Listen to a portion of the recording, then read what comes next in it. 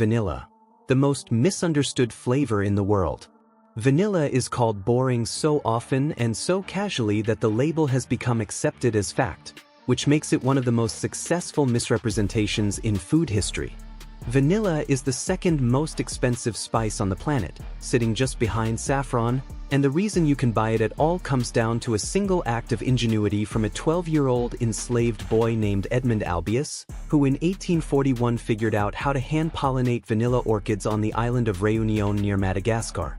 Before that discovery, vanilla could only be grown in Mexico because it depended entirely on a specific native bee called the Melipona bee to pollinate it.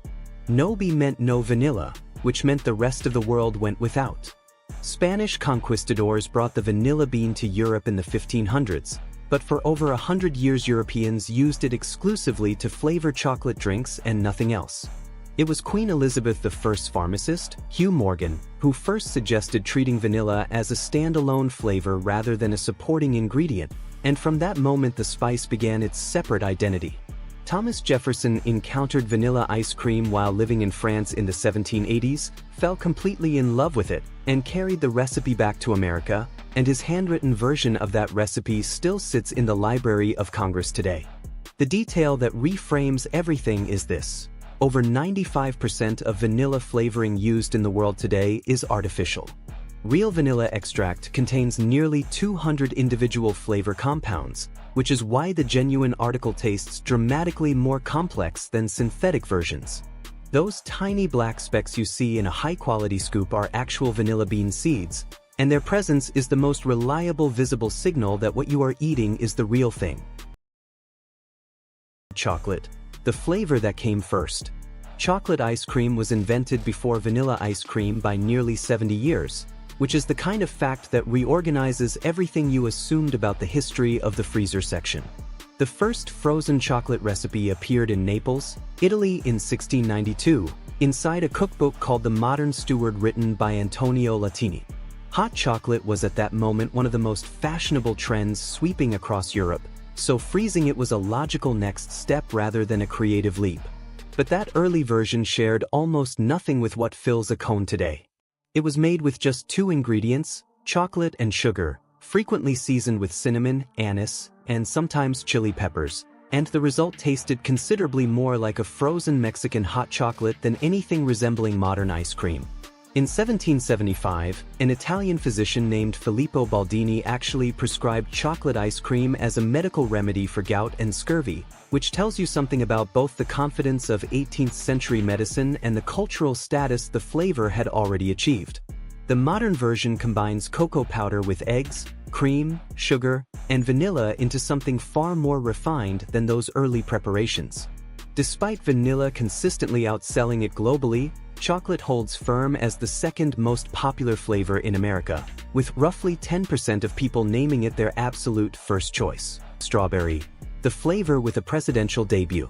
Strawberry ice cream's first documented appearance dates to 1744, when the governor of Maryland, Thomas Bladen, served frozen strawberries and cream to guests. But the flavor reached genuine cultural prominence in 1813 when First Lady Dolly Madison served a spectacular strawberry ice cream at President James Madison's second inaugural banquet, a moment that effectively put the flavor on the national map and embedded it in American dessert identity. The botanical reality of the strawberry is one of the stranger facts in food science. A strawberry is technically not a fruit at all. The actual fruits of the plant are the tiny seeds visible on the outside surface. The familiar red flesh is expanded floral tissue. The modern garden strawberry that fills every carton today did not exist until the 18th century, when a French expedition to Chile in 1712 encountered a larger American variety and crossbred it with European wild strawberries to produce the hybrid the entire world now recognizes. Ancient Romans used strawberry plants medicinally, believing they could treat depression, an early intuition that modern research has begun to revisit with some seriousness. In the ice cream world, strawberry has held the number 3 position behind vanilla and chocolate for over a century without interruption, and its status as the third component of the Neapolitan trio has made that ranking feel almost structural. Neapolitan, the greatest compromise in dessert history. Neapolitan ice cream exists because nobody could make a decision, and it turned out that indecision was the right answer. The concept of layering multiple flavors into a single frozen block came from Italian ice cream makers in the 19th century who were already celebrated across Europe for their craftsmanship. An Italian named Giuseppe Tortoni popularized layered frozen desserts in early 1800s Paris, and the idea of combining multiple flavors into one unified package spread quickly from there. What most people do not know is that the original Neapolitan did not use chocolate, vanilla, and strawberry. The earliest versions used pistachio, vanilla, and cherry, specifically chosen to mirror the green, white, and red of the Italian flag. The swap to the now standard trio happened when the recipe crossed the Atlantic with Italian immigrants in the 1870s, and American vendors replaced the original flavors with the three most popular American choices at the time. The rectangular block shape was not purely an aesthetic decision either. It kept the ice cream frozen significantly longer during transport, which was a meaningful practical advantage in the era before reliable mechanical refrigeration. The name Neapolitan simply means from Naples, because Naples was considered at the time to be the birthplace of modern ice cream, a reputation the city had earned across generations of frozen dessert innovation. Rocky Road, the flavor that changed everything. In 1929, the American stock market collapsed and the Great Depression began reshaping daily life across the country. That same year, a German immigrant named William Dreyer was running an ice cream shop in Oakland, California, alongside candy maker Joseph Eddy. Before that moment, ordering ice cream meant choosing between chocolate, vanilla, and strawberry. Nothing else existed in the commercial freezer case. Dreyer wanted to create something that would give people a small moment of comfort during what he called a rocky road of life. He picked up his wife's sewing scissors, cut up marshmallows and walnuts, and folded them directly into chocolate ice cream, producing a flavor that had never existed before. The walnuts were later replaced with toasted almonds, and the combination locked into the form it still holds today. A competing claim comes from Fenton's Creamery, also in Oakland, whose candy maker George Farron reportedly blended a Rocky Road candy bar into ice cream first, and a candy cookbook from Kansas published in 1920 contains a Rocky Road recipe that predates both stories. The dispute over origin has never been resolved. What is beyond dispute is what Rocky Road accomplished. It proved for the first time that solid mix-ins could be folded into ice cream and the result would be better rather than worse, and that single demonstration opened the door for every flavored, chunked, swirled, and loaded ice cream combination that has existed since. Mint chocolate chip, invented for a royal wedding. Mint chocolate chip ice cream was created specifically for a royal wedding.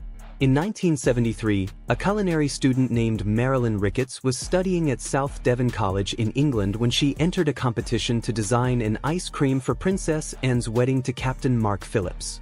She combined cool peppermint with rich chocolate chips, named the creation Mint Royale, and won a silver cup for her effort. The pairing of mint and chocolate, however, reaches back considerably further than the 1970s. When Spanish conquistadors brought cacao beans to Europe in the 1500s, the bitter taste was so unappealing to European palates that people added mint sprigs and sugar to make the drink tolerable. Baskin-Robbins had chocolate mint as one of their original 31 flavors when the company opened in 1945, suggesting the combination had appeal well before it had a formal name attached to it. Mint chocolate chip now ranks as the 7th most popular ice cream flavor in America.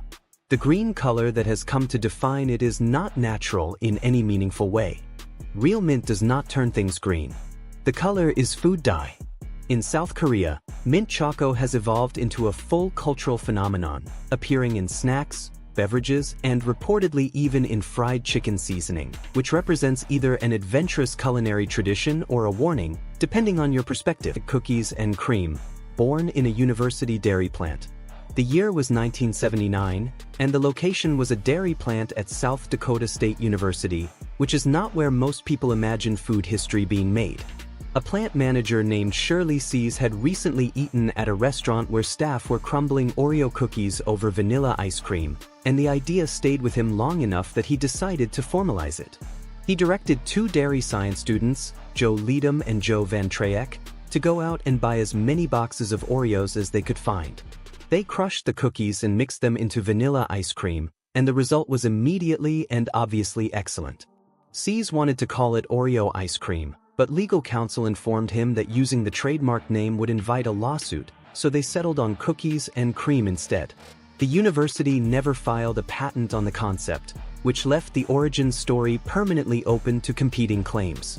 Blue Bell asserts they mass-produced the flavor first in 1980. A man named Malcolm Stogo claims he created it in 1977. The true first inventor may never be definitively established.